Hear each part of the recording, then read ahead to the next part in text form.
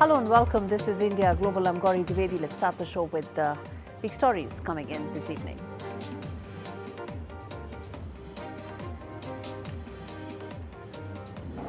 Fresh ground operations launched by Israel in northern Gaza. It comes amidst renewed focus on identifying what could be the next roadmap in finding out the peace alternatives. IDF blocks all north-south movement in Gaza, even as some updates indicate that the death toll may be as high as 70 in these latest strikes.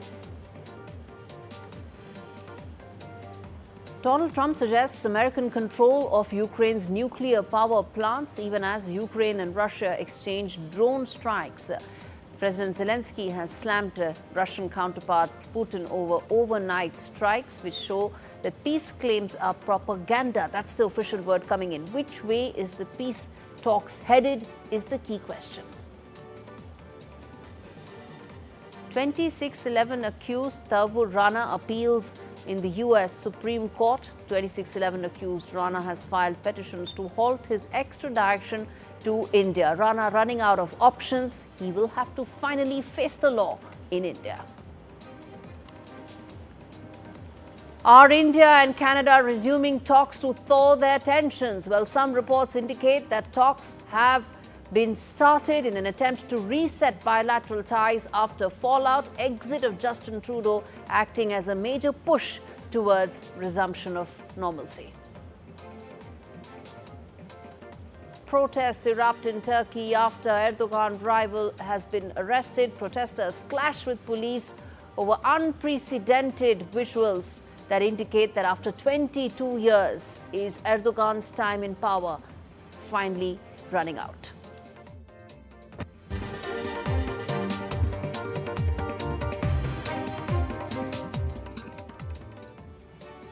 Big story that we are tracking on the show today on India Global is what's unfolding in the Middle East. It looks like that there's been a fresh round of strikes that have taken place by Israel. 70 is the death toll by some measure. A lot of that is because, of course, Israel's fresh airstrikes across Gaza as it has resumed its bombing in the region. What it says is that since 1st of March, the first phase of the ceasefire ended. There is no clarity on how the talks will proceed from here on.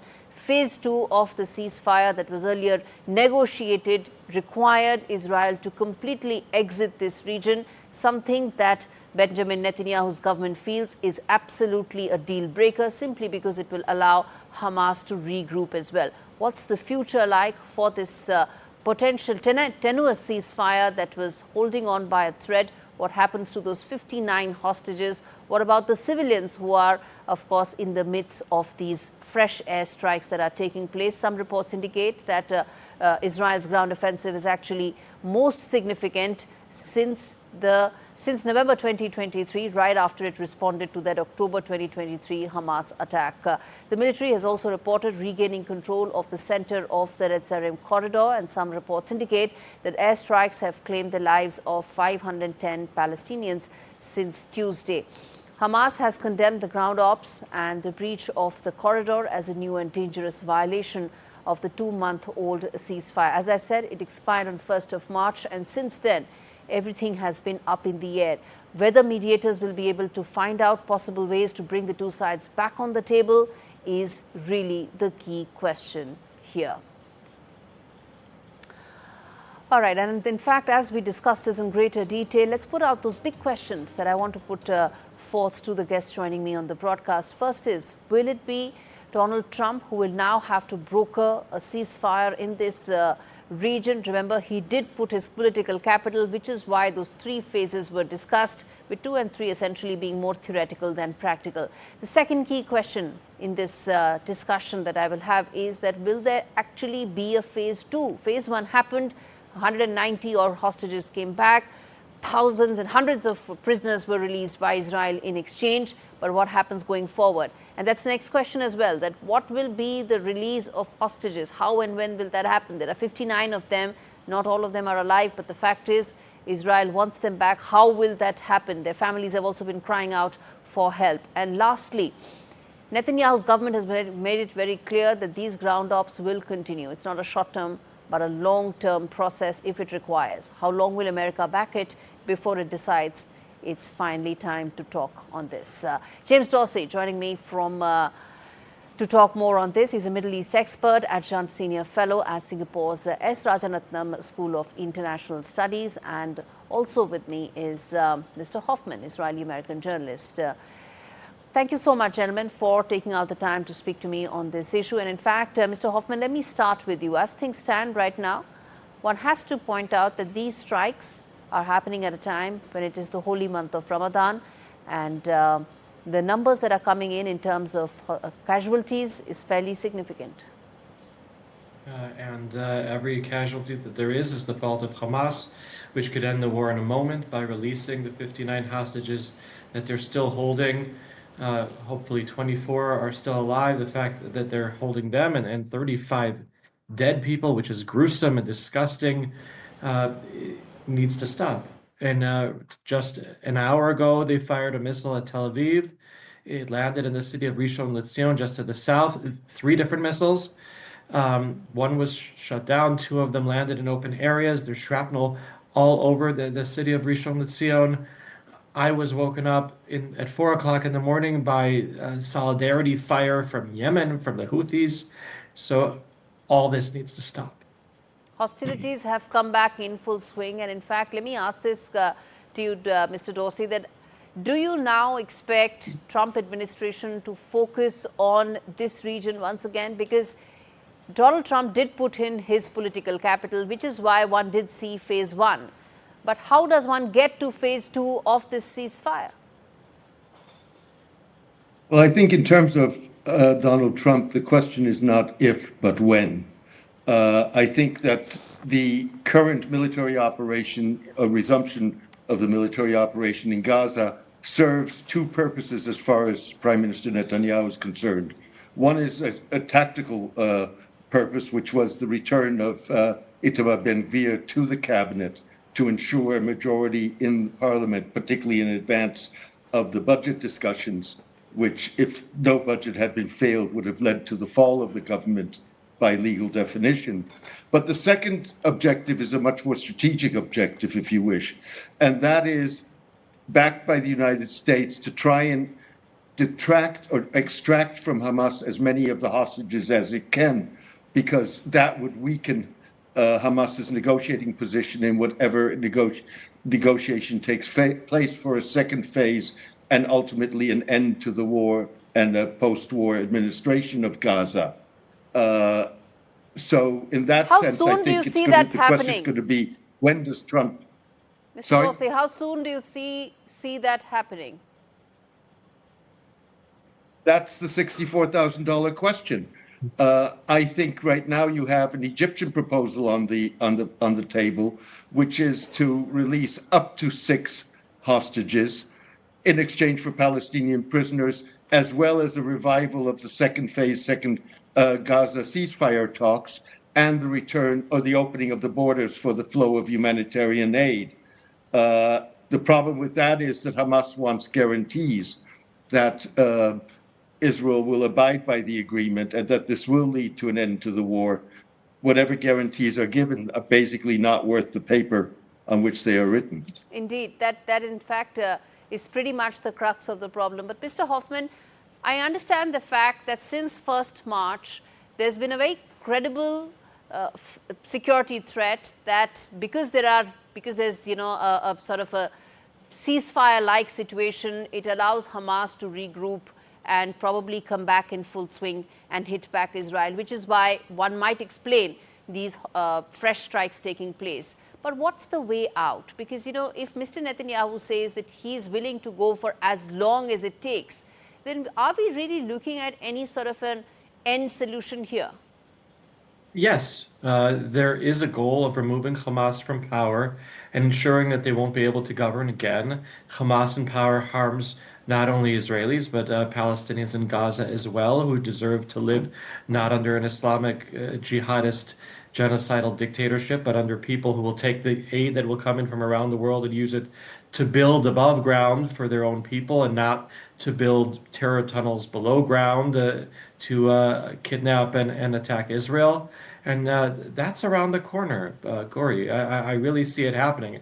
My hope is that with the ground forces coming in, that they're coming in right now with some kind of intelligence that they gained from the recently released hostages, who perhaps could tell them where their brothers are, and then perhaps there won't have to be what are called prisoner exchanges, but our Israeli civilians are being released from, were kidnapped from a dance festival in return for hundreds of convicted murderers and terrorists being released from prison. If that could be avoided again, that would be much better for the people of Israel and for the people of Gaza.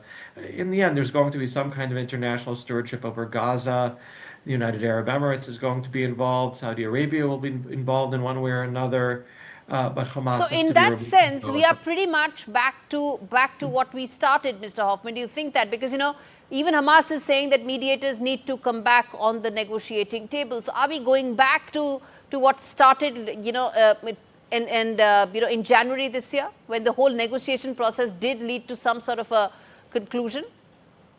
I would love to go back to where we were on October 6, 2023, when the headlines around the world were talking about the Crown Prince of Saudi Arabia moving forward toward normalization with Israel that would have doubled, or even by the end of the negotiations, tripled the amount of Gazan workers coming Okay. into Israel. Indeed, yeah. Mr. Dorsey, you want to come in there in terms of the role that mediators will now have to play and how soon they will have to start this? Well, basically what you have is a situation in which there is a fundamental divergence in the objectives of a ceasefire. And that's what the mediators until now have not been able to bridge, which is Israel wants the war to continue for a variety of reasons, including the goal of destroying Hamas. The experience up until now with Gaza and with Hezbollah in Lebanon is that you don't destroy these groups in this form and fashion. You may very much decimate their military capabilities, weaken them, but you don't destroy them. Whereas what Hamas wants is an end to the war and an Israeli withdrawal, complete Israeli withdrawal from Gaza. Those are the contradictory objectives that were not addressed for all practical matters in the ceasefire agreement, and that's why you're having this revival of hostilities. Indeed, and which brings me to ask you my final question, Mr. Dorsey, that how soon do you see the Trump administration probably putting all its political capital behind the crisis in the Middle East? They've done so for Russia, Ukraine. One can have a different debate about how much of progress it's made, but they've put their political capital there. Do you see now they're putting that completely behind this crisis? I'd love to tell you that's going to happen as we speak. Fact of the matter is, I don't think anybody knows. I don't see how this can continue for very long, particularly given that the United States needs Arab backing in dealing with Iran. Trump wants to be seen as a peacemaker, so I would assume that this is not going to go on for very long, including, keep in mind, that the Israeli blockade in terms of the flow of humanitarian aid and the cutting off of electricity to the Strip has been now going on for more than 2 weeks. It's not a sustainable situation. Mr. Hoffman, final word. You want to come in there in terms of this is not sustainable. Sooner rather than later, you'll have America stepping in. What's not sustainable is that you're going to have continued threats from Hamas to do October 7th over and over and over again. They didn't accept any of the ceasefire proposals, and that's why the current operation was necessary. I don't think this is going to be a very long operation either. I think that with American backing this time, which is stronger than there was during the previous administration in Washington, Israel will be able to accomplish its goals quicker for the betterment of the people of Israel and the Palestinian people, and lead toward renewed talks with Saudi Arabia on making the entire world safer. All right, we leave it there, gentlemen. Thanks much for speaking to me on India Global. Hopefully, we'll be able to find some sort of a negotiated settlement towards peace on this issue. On that note, viewers, I'm going to slip into a very short break. Come back on the other side with more news, including the latest on Zaphorizhzhia. Stay with me.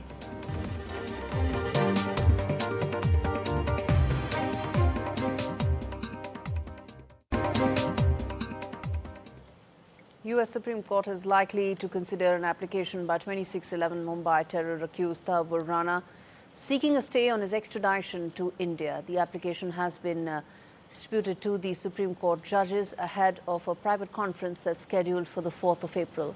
Rana filed the new request with Chief Justice John Roberts after his previous petition was rejected earlier this month. The judges will review the application and related documents before the conference, though only a few cases are typically discussed in detail.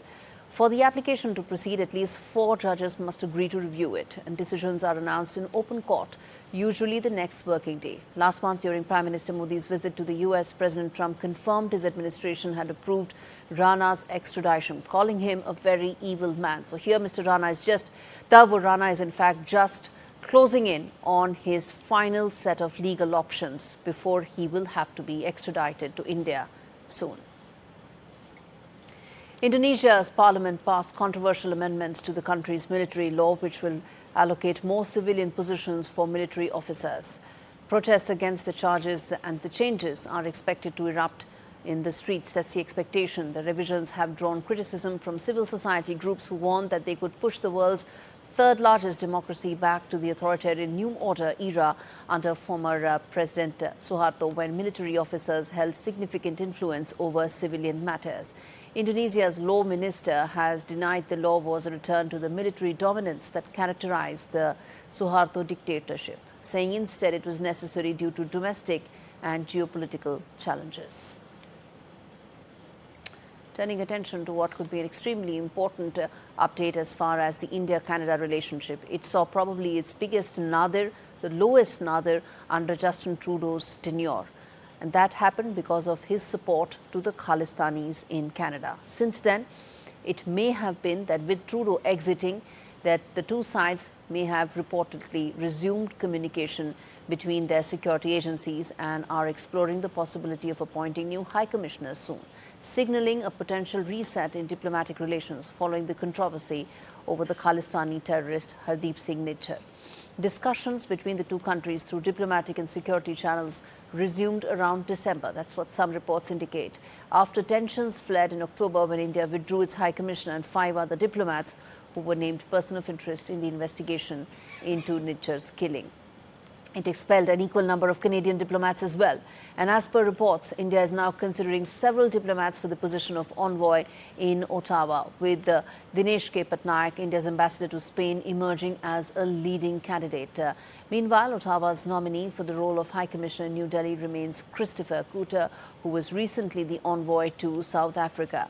And in fact, let me get in Ambassador Virendra Gupta to talk more about what is it that we are looking to, in fact, possibly see in terms of an uptake in the India-Canada relationship. Ambassador, thanks much for speaking to me on India Global. Let me start by asking you, the biggest thorn in the relationship had been Justin Trudeau, and with his exit, that window to probably evaluate and look at a reset in ties is very much open, isn't it?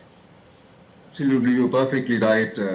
In fact, Justin Trudeau, I would hold him personally responsible for the deterioration of the ties, because he flouted all known diplomatic conventions, and he did not even pay regard to excellent bilateral relations which have always existed between India and Canada, not just at the level of governments, but also at the level of people. There is considerable goodwill which continues to remain.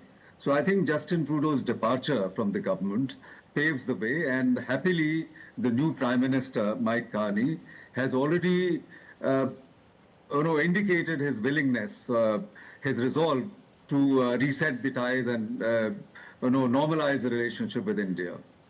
You know, people-to-people ties, which have been very strong, also saw a major impact during the last almost 8-9 months. Do you see that being the first set of relations that will be repaired and reset, or probably even rebound going forward? Well, number of Indian students going to Canada, which did constitute a very great deal of people-to-people ties, and of course, presence of large number of Indian diaspora in Canada. And mind you, not just the Sikhs. There are almost as many Sikhs as there are non-Sikhs. So a very large diaspora, which has contributed a great deal to the socio-economic as well as political life in Canada. So I think that is important. And there was a dip in the number of Indian students going to Canada because of obvious problems that were being faced. And I think with a reset in the relationship at the political level, there will be further fillip to Indian students. No, Canada is a destination of favor, is the preferred destination for Indian students going abroad. So I think I'm very hopeful that with the political hurdles removed, yes, Indian students would start going to Canada again.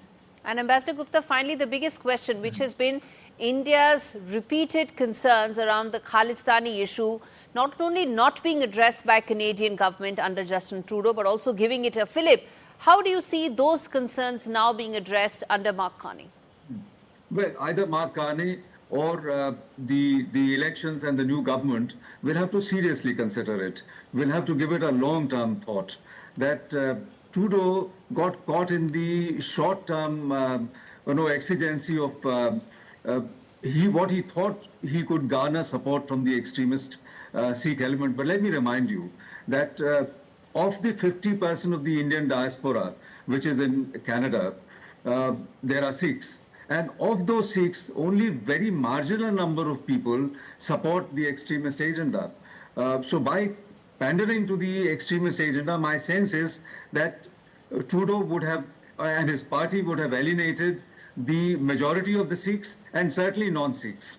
So I think any careful thinking in the matter would encourage political parties, probably the new Prime Minister and the political parties which are going to fight the elections, to take a long-term view of the relationship with the diaspora and the benefit of the relationship with India itself. All right, we leave it there. So thanks much for speaking to we on India Global, on a story, on a relationship that's extremely important, that is the India-Canada relationship. Bilateral ties need to be insulated from leaders and their whims and fancies, and hopefully that is what the India-Canada relationship will also display. On that note, it's time to take a quick break. We come back with more on the other side. Stay with us.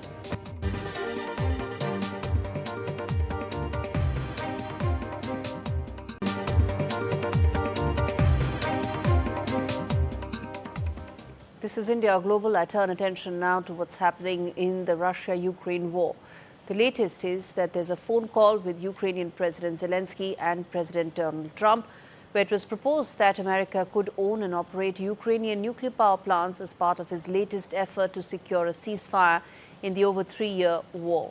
White House stated that it had moved beyond the idea of taking control of Ukraine's mineral resources in the talks and now focusing on long-term peace pacts.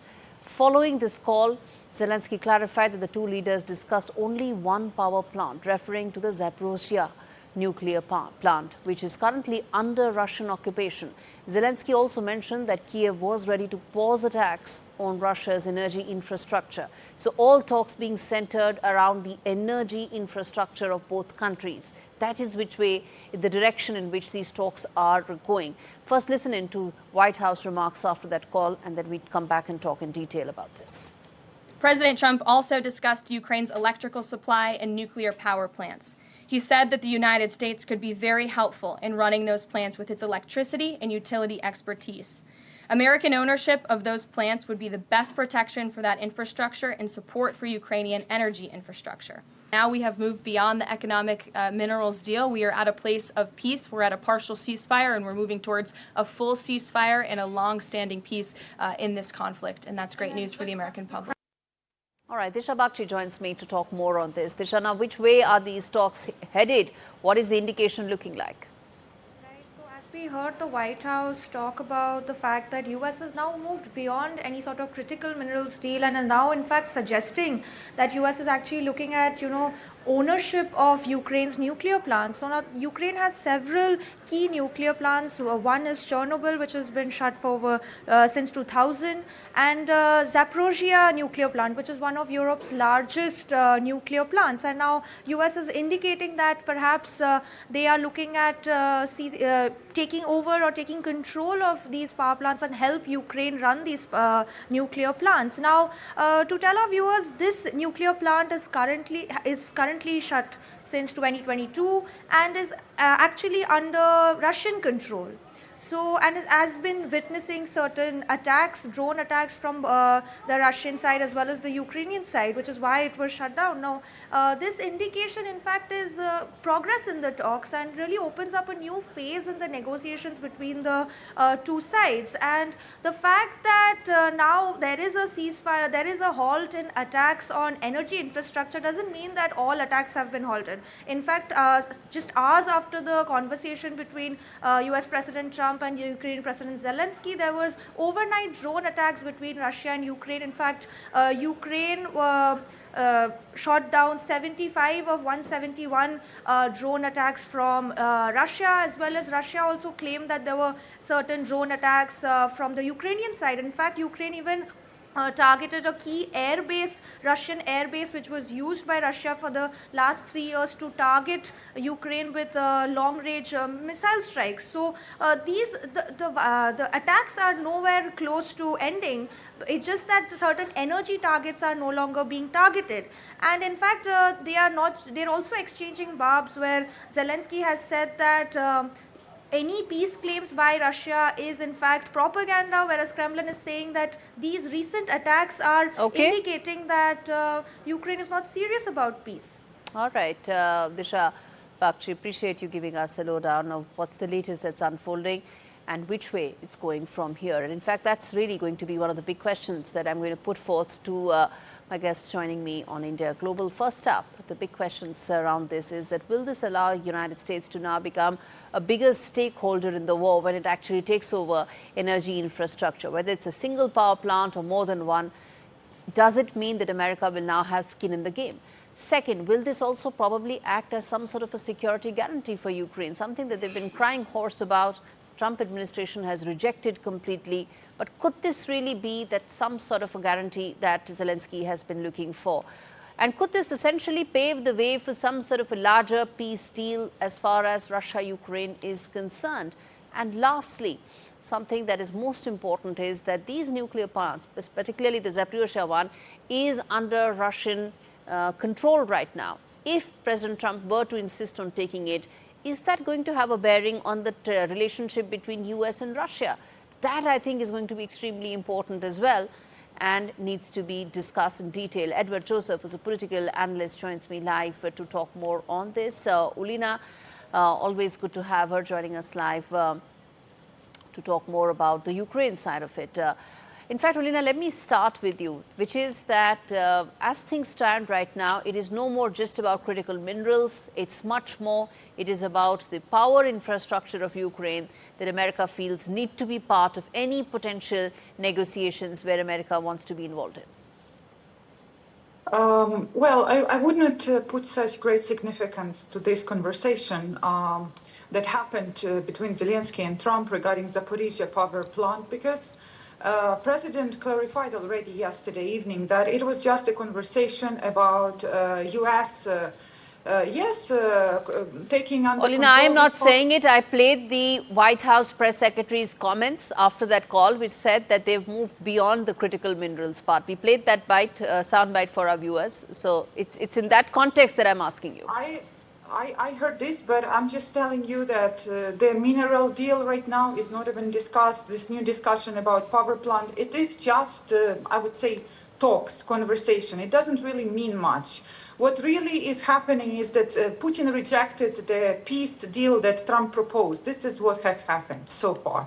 And all these other noises which are created, conversations, what can be security guarantee, what cannot be security guarantee, this is just noise. Right now, America doesn't have leverage right now on Russia to do what Trump wants Russia to do, to stop, to have the ceasefire. This is what's happening. And right now, America needs to look for this leverage. Mr. Joseph, you want to come in there and respond to what Olida just said about the fact that President Trump has limited leverage on President Putin, and which is why power plants, Ukrainian power plants, is becoming an important part of these conversations. First, good to be with you, your other guests, and of course your viewers. And that's true. What the other guest has just said about the limited leverage on Vladimir Putin is true to a degree. It's not really so much about leverage. It's about the willingness to use U.S. leverage. That's really the key point here, and that's why this nuclear power plant is not just noise. No, this is not just noise. This is significant politically, even if it's only in a preliminary discussion. This is quite significant. Why? Because this is about the positioning of the United States relative to Ukraine and relative to Russia.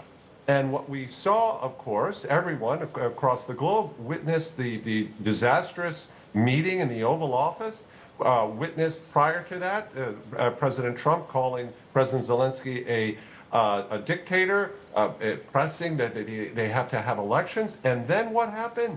We saw after the meeting in Saudi Arabia this reversal, where Ukraine's delegation accepted the ceasefire. The U.S. changed its tone towards Ukraine.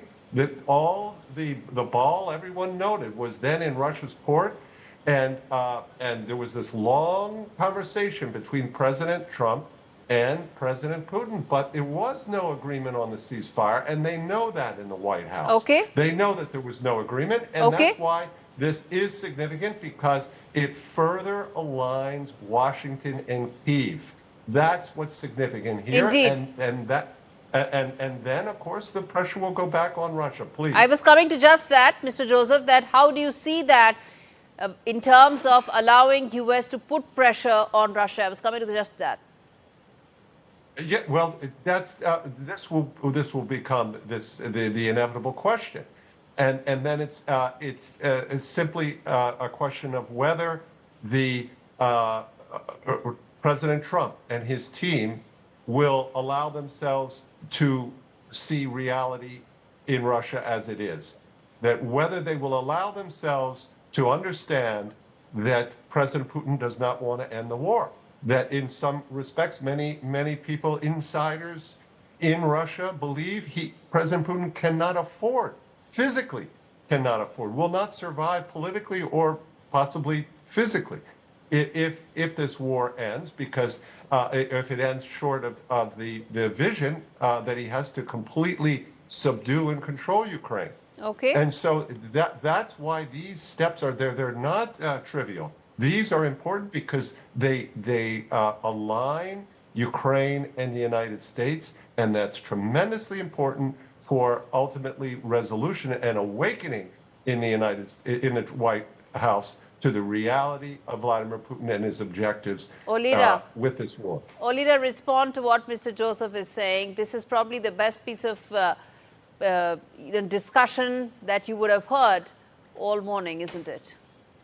Well, no, I agree with the other expert that right now, U.S. is looking for this leverage on Russia. But when we speak on technical terms about this power plant particularly, it is now being controlled by Russia. President Zelenskyy said in order for this power plant to start bringing money, to start bringing energy, there should be probably 2 years of different repairs to bring infrastructure which is destroyed around it, to bring water supply which is destroyed around it. And how America is going to take this power plant from Russia's hands if Russia is not willing to concede even small things to Trump? So this is why I said it's noise, and I just think that right now. There will be more and more talks, more and more calls, more and more meetings. And in the meantime, what Russia will be trying to do, it will be trying to throw all weapons they can on Ukraine So I'll tell you what. Okay, of course, you know, this is a 3-year-long war. A lot of movement forward and backward has happened. In fact, in just 2 months itself, with President Trump, so much of back and forth has happened, Olira. But I want to ask you this quickly, which is that as someone who wants peace to happen, someone who understands the framework and contours in which it is being discussed, what would be that one first vital step that you think is very important to move towards some sort of a peace settlement? War coming from Russia. There should be some mechanism created to pressure Russia so that they want to stop the war. This is what should happen. Sanctions, tariffs, I don't believe there is a leverage in the short term that America has, but I believe America has long-term leverage. And Trump promised sanctions, tariffs. Where are those sanctions, tariffs? Because I don't see incentive for Putin to stop at all right now. Right. And Mr. Joseph, you want to come in there in terms of what would you want as the final and most important aspect? Well, we have to remember here President Putin's strategy. He wants to divide Ukraine from the United States. He wants to divide Europe from the United States. So anything that aligns Ukraine and the United States is damaging to President Putin. And that's why this posture, this cooperative, collaborative posture of from Kyiv towards Washington is encouraging, even if the talks on the Zaporizhzhia power plant are only preliminary. The fact that it's in Russian hands is all the better for Ukraine, because then that gives the U.S. Incentive to back a deal that would not see that territory remain in Russian hands. So these are indicators. We're talking about this as a political situation. It's not about who actually controls the plant and when that would actually happen. That's far off into the future. But the political dynamics here are crucial, not to be underestimated. And yes, President Trump does have leverage. He has short-term and long-term leverage. He can, on Russia and both with respect to Ukraine. On the Russia side, he can increase sanctions, but that's not it, only it. He can say, I'm breaking with the Biden caution, and he can increase weapons to Ukraine. Please. All right, we have to leave it there. Let's hope that finally some forward movement takes place when it comes to these peace negotiations. Thank you so much, both of you, for joining me on this broadcast. I'm going to slip into a break, come back on the other side with breaking news on the show. Stay with me.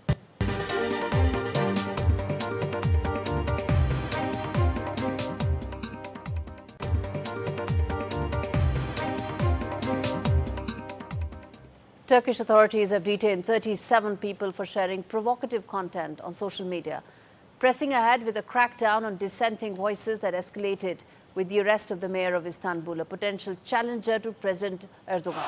Mayor was arrested after a dawn raid on his residence on Wednesday as part of investigations into alleged corruption and terror links. What's the story all about? How significant is it? And is it a threat to 22-year-old power of Erdogan in Turkey? This report tells you.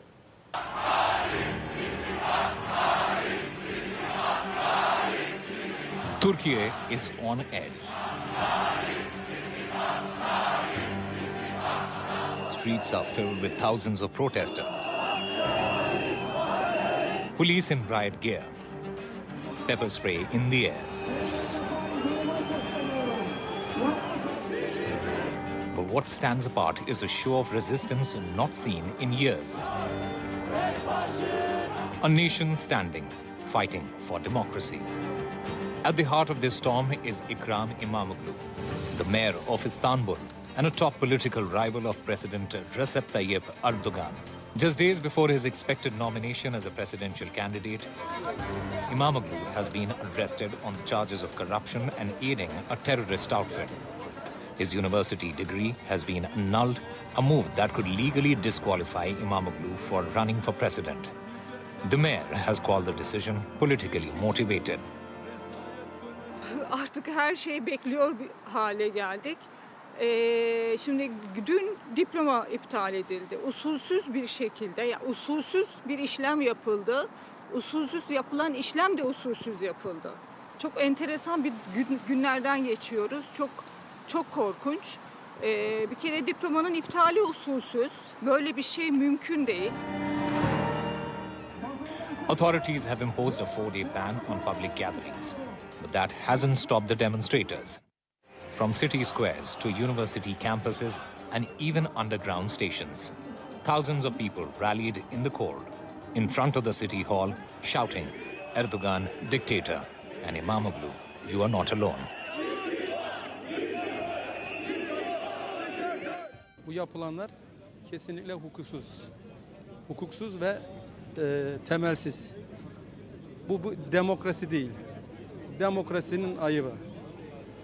Yani yapılanlar Türkiye'ye yakışmıyor. Gerçekten bu halk bunu hak etmiyor. Üzülüyoruz yani. Sonuçta bu duruma üzülüyoruz. İnsan olarak üzülüyoruz. And as clashes erupt, the government tightens its grip. Roads are blocked, metro services halted, social media access restricted. But Imamoglu remains defiant. In a video message recorded as police surrounded his home, he vowed to stand firm for democracy. Imamoglu's party, the Republican People's Party, calls it a coup against their next president. And many now question whether Turkey's next election will be free or even fair. International leaders have condemned the arrest. The EU, France and Germany warn that democracy in Turkey is under siege. The arrest of the mayor is deeply concerning. Erdogan's government denies involvement, insisting Turkey's judiciary is independent. But critics aren't convinced. After 22 years in power, Erdogan's grip on Turkey remains ironclad. For now, Imamoglu sits behind bars. His fate and the future of Turkey hangs in the balance. With Rhythm Arcadia, Bureau Report, NDTV World.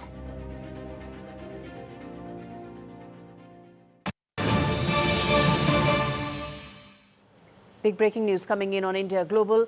Canadian Prime Minister Mark Carney is all set to dissolve Parliament and pave the way for fresh elections that could take place as early as the 28th of April or 5th of May. How significant these elections are, what's at stake, what are the big issues that are likely to be discussed and really be the reason why voters decide on the next course of action in Canada. Let's get my colleague Disha Bagchi, who's filling us in with some of these details. Disha, what is it that you have with us right now?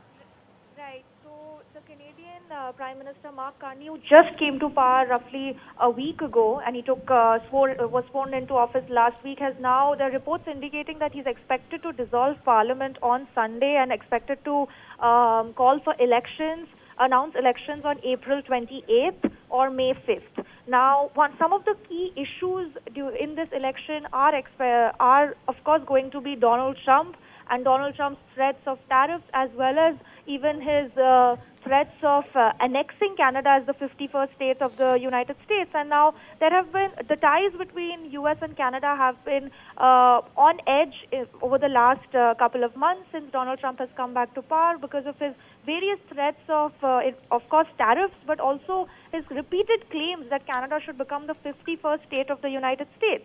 So this is going to be a crucial election topic if Canadian Prime Minister Mark Carney does announce elections on Sunday. And apart from that, of course, this is the Liberal Party's attempt to really utilize the surge in polls that they have seen in the last couple of weeks since, in the last month or so since.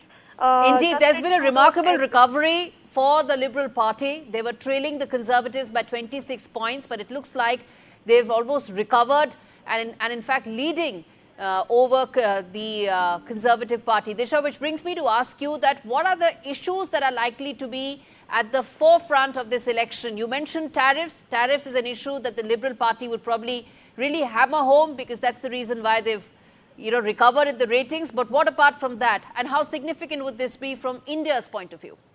Of course, from India's point of view, as we addressed earlier in the program, Canada and India are looking to reset ties which were on edge, and there was a fallout between India and Canada over the past year, almost 2 years, since when Justin Trudeau was in office. So now rebuilding ties between India and Canada have, of course, been one of the focus areas for Mark Carney. He has repeatedly mentioned that he is looking to rebuild ties with a lot of key Canadian partners, given the fact that there has been this there have been fraught ties between Canada and US over the past couple of months. So, of course, ties with India are a crucial issue for Mark Carney and the Liberals. And as you mentioned, the Liberal Party's poll figures have gotten better. The recent polls have suggested that they have an approval rating of 42%, which is quite a jump from what they were seeing, which were one of the lowest poll numbers under former Prime Minister Justin Trudeau. So they are really expected to, take advantage of this lead that they're seeing in polls. And any word in terms of Pierre Poilievre? He did come out and say that, and he did make some comments regarding Trump's endorsement of Mark Carney. But any update in terms of how Pierre Poilievre's campaign is likely to shape up from here? We are yet to see how Pierre Poilievre will, react to this call for elections. He has been calling for elections for the past couple of months as well. We have seen reactions that, Mark Carney is just another Justin Trudeau coming to power now, and he has been repeatedly saying that, Liberals need to go, and so we have been seeing that he's even claimed, as you mentioned, that Donald Trump in fact endorsed Mark Carney, where we have very little evidence to say that. So we are yet to see how he's going to react to this announcement of elections. And finally, Disha, the fact that the Khalistani issue was at the heart of why the India-Canada relationship really saw a nadir under Justin Trudeau. How much do you think Mark Carney and the Liberal Party under Mark Carney is likely to pay attention to India's concerns regarding the Khalistani issue? In fact, when it comes to Jagmeet Singh, he's in fact trailing in polls, and it'll be interesting to see how he's going to react, because he has also been repeatedly saying that there needs to be elections. When Justin Trudeau was in office, he repeatedly said that there needs to be elections, but now the NDP is in fact dropping in polls. All right. All right, Disha, we leave it there. Thanks much for giving that update on an important breaking story, which is Canada will head to polls in about a month's time from now. On that note, completely timed out in this edition of India Global. Thanks so much for watching.